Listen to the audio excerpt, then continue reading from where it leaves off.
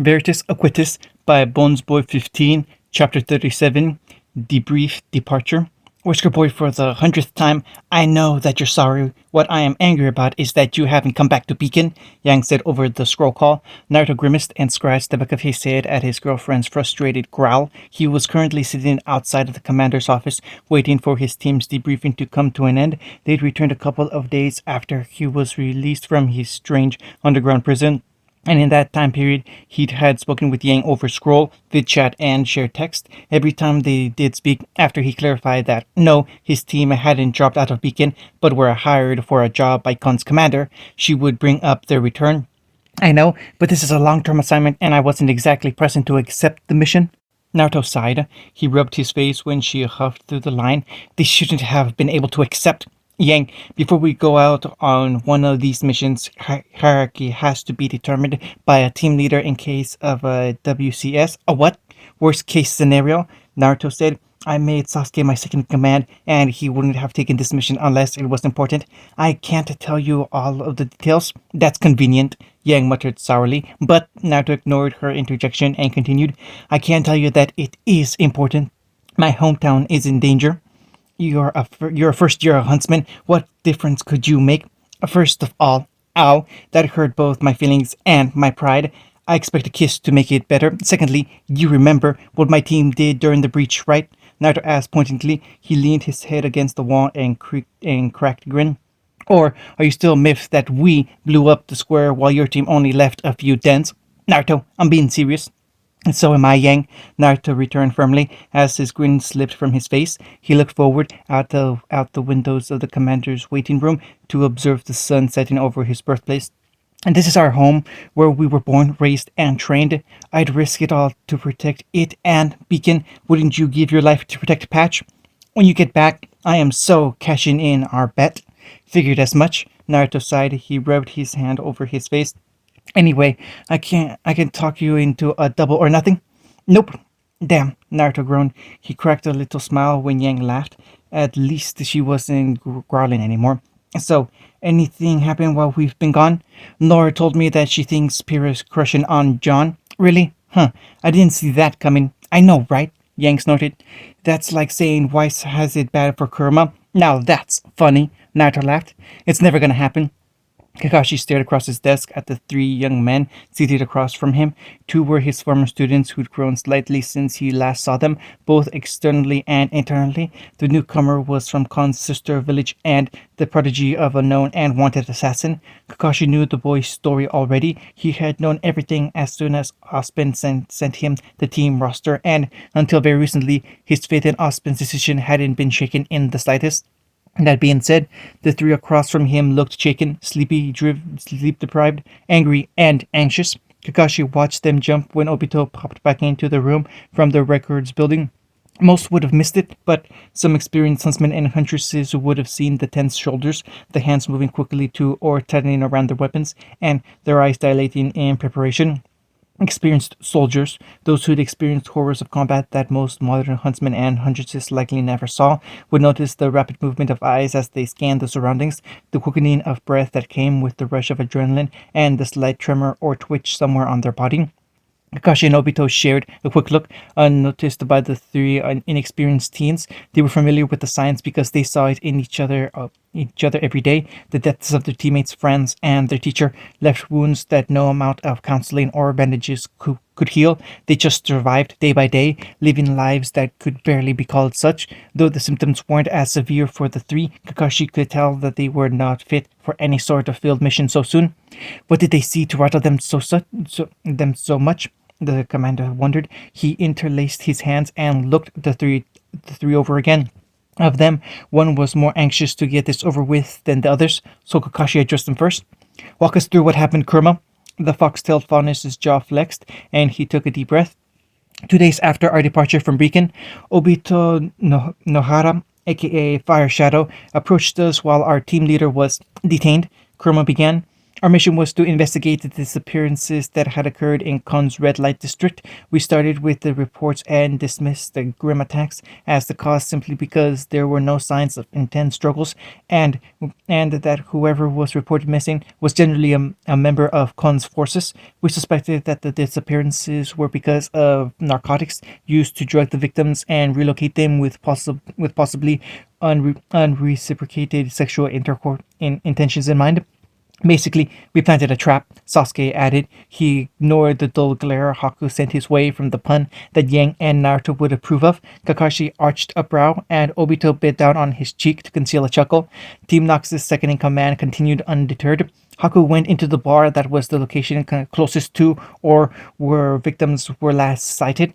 Disguised, it didn't take long for drinks to be offered to Haku. However, due to how many were willing to buy him drinks, we couldn't isolate a potential suspect.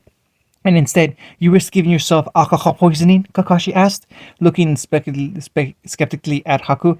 The gentleness boy blinked, his face stone and void of emotions. I was never in any danger. I'm fairly familiar with poisons and antidotes. My mentor made sure of that.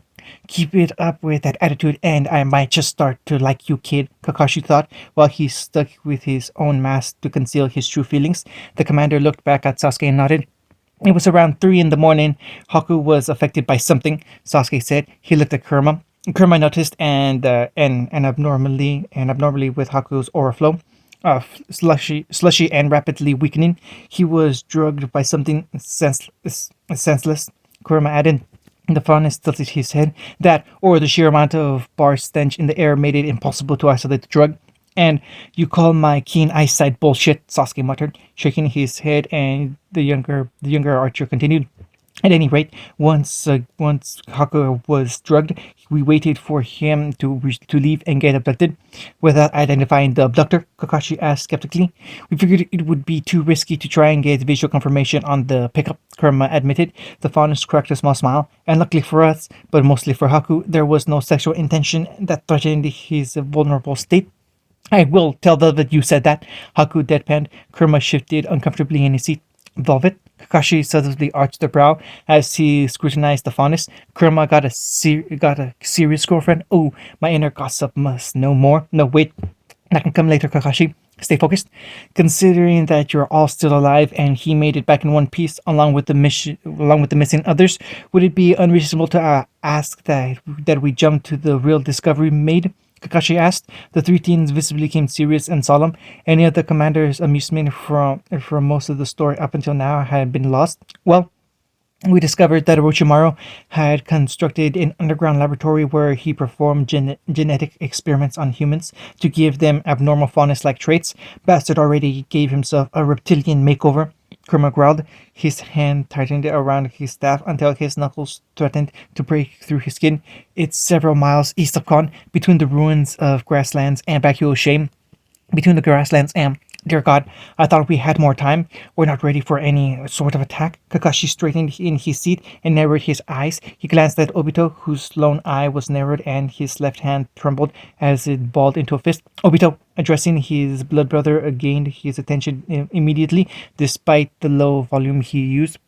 Tell Naruto that we're going to be a bit longer than we thought, and that his team will find him once they're finished. Then head to the IT department and send out a flock of birds to get a lay of the land. Took the words right out of my mouth. Obito nodded and stepped out of the room. There was a soft argument on the other side of the doors, likely between Naruto and Obito, which Kakashi mostly ignored. He instead closed his eyes to gather his thoughts. Kakashi, what's going on? Where's he taking Naruto? Sasuke asked. His question unintentionally disrupted Kakashi's thoughts process. Why was he even detained when we got here? Why? Sasuke, the boy straightened when the commander addressed him with a firm commanding tone. Things are going to change very quickly in a very bad way. I need you to stop asking questions. I need you to trust me. And right now, I need you to do one thing. Tell me what happened. Days ago, Orochimaru's underground lair. After following his aura for a few days, Kurama and I found Haku in a holding cell outside the main lab and swiftly subdued the hired grunts that were fitting him with some sort of collar. I think they worked for the Huang family. Once Haku was freed and mostly sober, we ventured through the underground until we came across a metal door. Well, as if this wasn't cliche enough already, Kuruma said flatly. He looked at the impromptu team leader and a red brow arched and above his pinnacles. And this belongs to the man you thought could make you stronger. Kuruma, do me a favor, Sasuke asked while he pulled out a materasu and black arcs of aura danced around, along the blade. He stabbed the sword into the door and sent a shock through the system. Depends on the favor. Kuruma grinned slightly. Shut up, Sasuke grunted as he turned the handle of his blade and then pulled a materasu from the door. The metal door then creaked open to reveal a dark room. Sasuke looked at his teammates, who looked back at him with bemused faces. Well, after you, fearless leader, Kurama offered, gesturing with his hand. What's wrong? Scaredy cat? Scaredy fox? Afraid of the dark? Sasuke shot back. Nope. Kurama lowered his sunglasses, and the small amount of light in the hallway made his menacing red eyes gain a small glow. Best part of Faunus hood, I have built-in night vision. I'm still recovering from being drugged. Haku deadpanned when Sasuke looked at him. The second in command rolled his eyes and sheathed the Materasu, but kept his hand on the hilt. In times like this, I wish the idiot were here. He makes a great meat shield, Sasuke muttered as he walked into the dark room. So true, Kurama wistfully aside as he thought back over some of the quick post prank escapes he and Naruto had made whilst growing up. He looked around and narrowed his eyes. There's a light switch on the far wall. Then you go turn it on, Mr. Night Vision. We're not bumbling around in the dark for your amusement, Sasuke said dryly. Kurama huffed. Naruto would have done it. Naruto can take a point-blank shot from an anti-tank rifle and then walk it off. Considering we don't know what sort of traps are in here, we can't afford any risks, Haku pointed out. Killjoy, Kurama grumbled as he made his way over to the switch. You take pride in killing all my fun. Just put all my fun in camps, why don't you? You freaking fun Nazi. What's a Nazi? Haku asked, looking at Sasuke. The promptu leader shrugged. It's some insult Kurama just made up, he said. Sasuke rubbed his chin thoughtfully. I think it's a off of douchebag. Has he always made up insults on the fly, or is this something new? Nah, he used to do it all the time. Now he only does when he's somewhat bored. We did have to watch you take free drinks for after free drink, you know. And I had to suffer the vulgar offers from the patrons. Ah, touche. The lights flicked on, and after their vision adjusted, the three boys looked around the spacious room. Beakers, bottles, and other signs of a mad scientist's presence were spread across multiple tables, with notes and formulas written along the walls. Kurama whistled lowly as he rejoined the group, his hidden eyes locked on a table to the left that had humanoid remains of the fresh sort set across it. I can't even tell if that's human or faunus. We got some real Dr. Ian shit going on here. Let's see if we can't find some more clues as to who is behind this and what they're up to, Sasuke said as he led his team from the chemical lab to a door that had a plaque beside it. The plaque read, Sub-Level 2 Experimental Keep, with an arrow below the words pointed down, while opening the door revealing stairs that lit up with a flickering light. Do you guys feel like you've seen this before in a horror movie, or is this just me? Haku asked. Eve of the Walkers, Sasuke said. Slashed. The cursed campground, Kurama said. Thought so. Haku sighed forlornly. He looked at Sasuke. After you, have I already mentioned I wish that Naruto was here? Sasuke wondered as he began to trek down the flight of stairs. Yes, because he has worth as a meat shield, Kurama nodded. Not to mention he's not afraid of anything that isn't a ghost or an angry girl, Sasuke said. What's wrong, Sasuke? You feeling a little scared? Kurama teased. I don't get scared, Sasuke scowled. I get unnerved, and right now I am greatly unnerved. Whatever you say, fearless leader. Sasuke rolled his eyes as they made it down the second flight of stairs and went through the door that awaited them. The light was already on, and the room had more cages set off to the side. All of the cells were empty, save the last. A lone figure sat within it, shivering lightly and muttering to itself. The figure wore a dirty straitjacket that had an equally dirty balaclava attached to it. Holy crap, we have a live one, Sasuke muttered as he and his teammates made their way over to the shivering form. A few steps into the room, however, and a yellow siren started to flash while an alarm blared. Two previously hidden metal doors were exposed as the walls that concealed them slid up. The three teams went on the defensive as vicious snarls and snorts came from the two doors. Remember how you said you wished Naruto were here? Kurama asked as the bolt on the doors released and the metal hinges creaked softly. The animalistic sound stopped and two pairs of heavy footfalls came to either door. Yeah, Sasuke nodded, his voice low and his hand tightly gripping Amateratsu's hilt. Kurama shifted the Rikudo into its spear form and rolled his shoulders while Haku prepared Snowfall's rapid fire mode. I do too. Oh crap baskets, Haku muttered as the two previously hidden prisoners stepped out of their cells. Both were bipedal and possibly once human or faunus, but now they were more animal than they were either of the previous two species. One was a rhinoceros with a sweat-stained tank top, camouflage pants, and combat boots that strained to remain around his feet. He was heavy set but filled with muscles. He snorted and wiped at his head. A good splash of sweat being sent to the floor. Oh man, how long's it been since we've been out? Pop, bop. The question was aimed at the other animal man. This one was more like a tusked pig, like a borbo tusk, but more human. Warthog. Kurama interjected dryly. He was a fucking warthog, you dumbass. Piss off, Kurama. Excuse me for skipping out on Zoology 101, Sasuke grunted. Oh, don't worry. I know why you didn't go. You could have discovered what real balls looked like and felt the need to compensate. Fuck you. Fuck me. No, fuck you. Boys. Kakashi interjected firmly. Kurama and Sasuke looked away, the latter releasing a gentle cough into his fist. Before he continued recapping the train of events, he looked like a warthog with a short purple mohawk that protruded from his head, a red leather jacket strained to fit around his torso's girth, with matching red sneakers and dark slacks, suffering the same fate, though he also had a fair amount of muscles visible on his form. Hell if I know, Rocky, the warthog man Bop pulled out a pair of purple wrapped around visor sunglasses and used them to cover his small eyes. The rhino man, Rocky, cracked his neck as Bop focused his attention on the three huntsmen in training. But I think I know who to thank. Uh-oh, I don't recognize you, boys. You know what that means, Bop. The Rocky grinned and punched his left hand into his right. The knuckles cracked on impact. Yeah. Snake Man said to turn any intruders back into dust. Bob said with a laugh and a snort. He ran his hand over his head, straightening his mohawk up as he did. Bringing the mohawk back, huh? Good for you. Kurama teased with a raised thumb. Haku and Sasuke looked at him, which caused him to shrug. Idiot's not here, and he'd say something stupid like that. Fair enough. Both Sasuke and Haku conceded. They raised their weapons defensively. Haku falling back to cover from afar. Hey, check it, Rocky. They got toys. Bob grinned. He reached over his shoulder and tapped the handle of a metal bat. We got toys too. Yeah, but thanks to the boss, we don't need to kill you little pricks. Rocky snarled as he charged forward. Kurama met his charge with a rush, his spear raised up at the ready. Rocky ducked under the extended polar arm and buried his shoulder into Kurama's gut. The faunus was driven back first through the rock wall.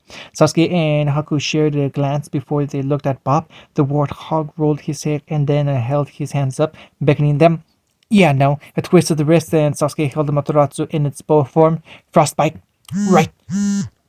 Haku nodded and stepped back into a mirror. Bob snarled, chicken shit little, hey, careful with that punk, you could have hit me. The warthog snorted as he avoided an arrow fired his way. And Sasuke smirked and knocked back another arrow. That's the idea, dipshit. Oh, it's on now. Bob snarled and stomped his foot before he charged. Sasuke smirked and his arrow sparked with black lightning. The arrow was released just as Bob jumped up with his left arm raised, a good foot away from Sasuke.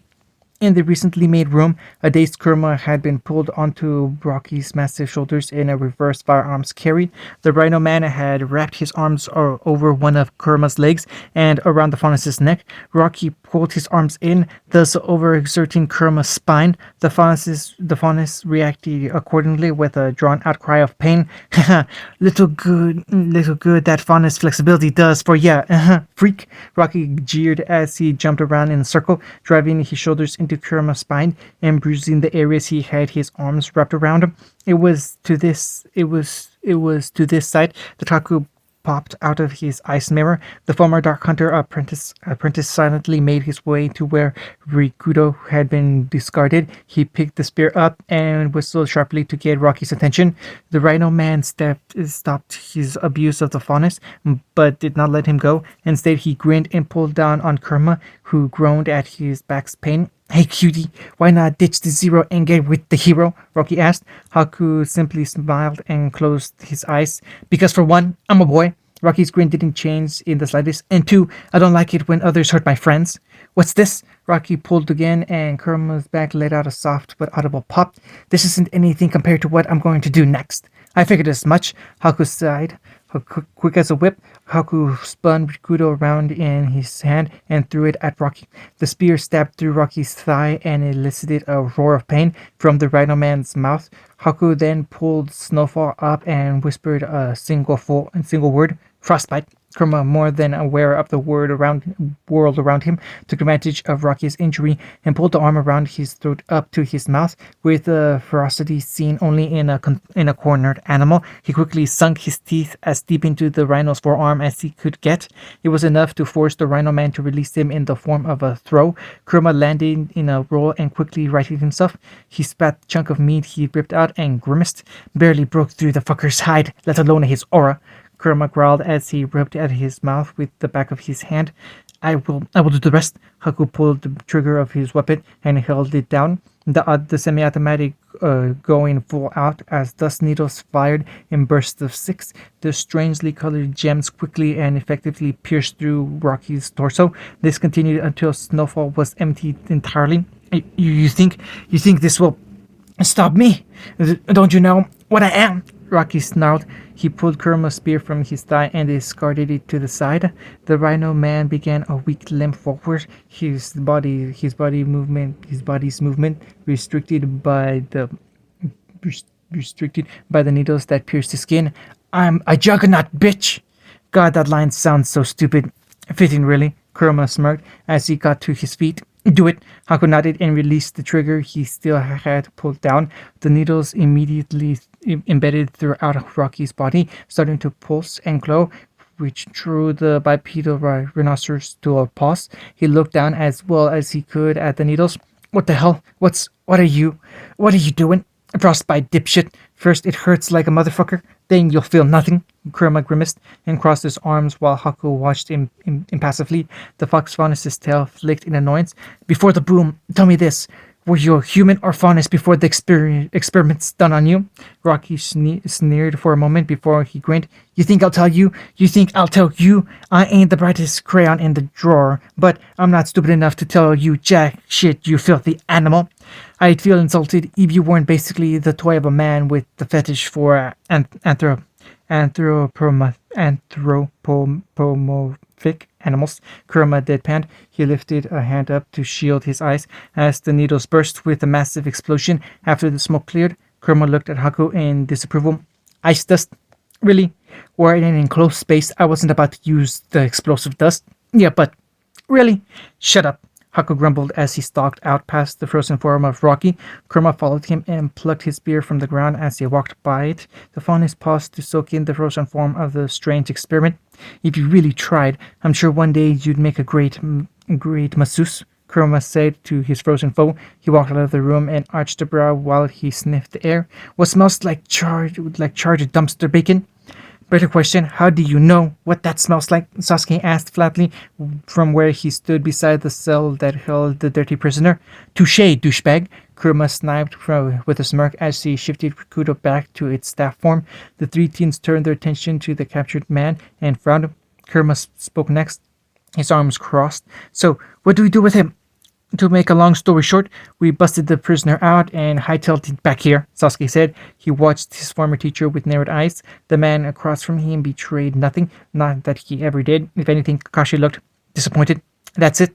That's how you decided to end your debriefing? Kakashi huffed and crossed his arms. How anticlimactic. If I were any more stickler for rules and regulations, I'd ask for written accounts in triplicates. But then you'd have to read all of the accounts 3 times for each copy, Kerma said with a sly grin. Exactly, which is why I could give 2 shits about writing reports. Kakashi nodded sagely. He sat back and pulled his favorite book out. He cracked it open and waved the 3 boys off. Good job. Go find your team leader and enjoy the rest of the day. And tomorrow, the day after, I'll have something else for you. By your leave, Commander, Sasuke grumbled sourly as he got up and walked out. Kurama snickered while Haku kept a stoic face up, both nodding before they left the room. As soon as the door shut, Kakashi looked up from his book. There was a glisten in his eye, a small gleam of pride radiating from his form.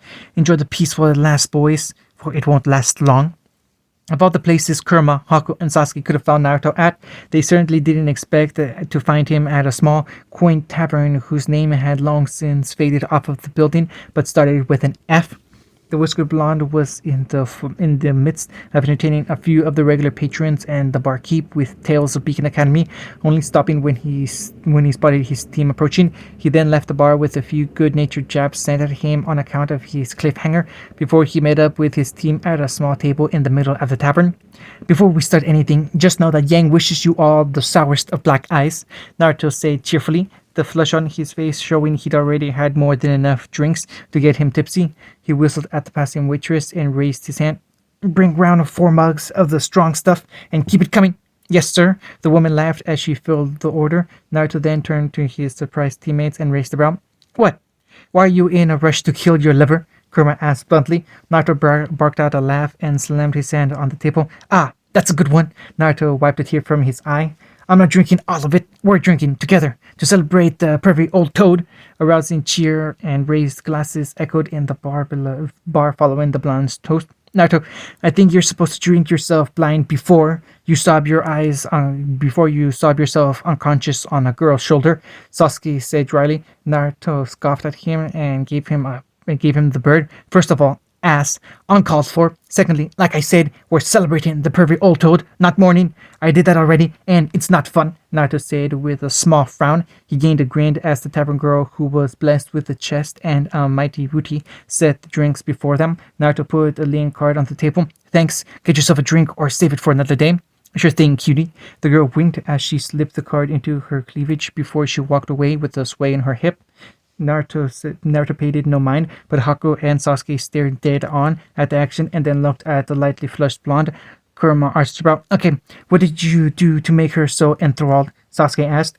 Naruto looked at his second in command as if he'd wiped out a trout and slapped the whiskered boy with it. What? Dude, I have a girlfriend, and unlike your stupidly sexy ass, I am happy with just my Yangle.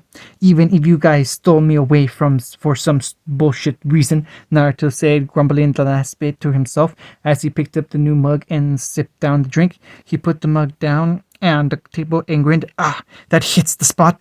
And so, what brought up the sudden urge to celebrate Jiraiya? Kurama asked, deciding to ignore the outraged/jealous/annoyed glare Sasuke was sending Naruto's way. What were you named his heir to lead a foreign land's military might? Well, Kurama, are you chick? Naruto asked, his eyes wide. Are you telling us that Jiraiya was leader of a foreign land? I don't know. Pretty sure I'm not allowed to, especially since I'm leaving tomorrow for training. Naruto squinted his eyes as the look in his eyes darkened. The memory of son's ass for a grandfather calling him out was fresh in his mind. He looked up from the mug in his hands at Haku when the boy suddenly started to cough. You okay, Haku? I think I just drank liquid fire. The androgynous boy rasped out between coughs. He raised his hands and pointed at his mug. Something not as strong, please.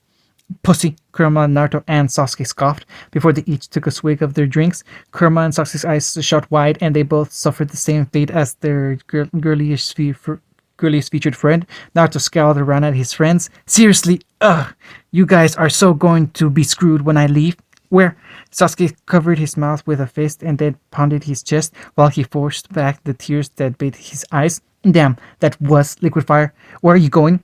To a galaxy far, far away, a long time ago, Naruto said with wiggling fingers for added mystical effort. You said it wrong again, Kurama deadpanned. Fuck you and your stupid sci-fi, Naruto spat out with his tongue extended. You only like galactic conflict because it promoted fondness to more than secondary character roles, unlike your stupid racist Conquest of Dominion series. You take that back. Conquest of Dominion is awesome and racist. Well, no shit, Naruto snorted. Humanity sucked when it came to that stuff. Totally fucked fondness is over, but that's not the focus of the series. No, just politics, violence, and fucking. Kurama snapped. He took another drink and shook his head. He would not succumb to the burn, although it's still a way better than the crap pervy boy reads. If you just read it, I did, and helped me get through my preteens.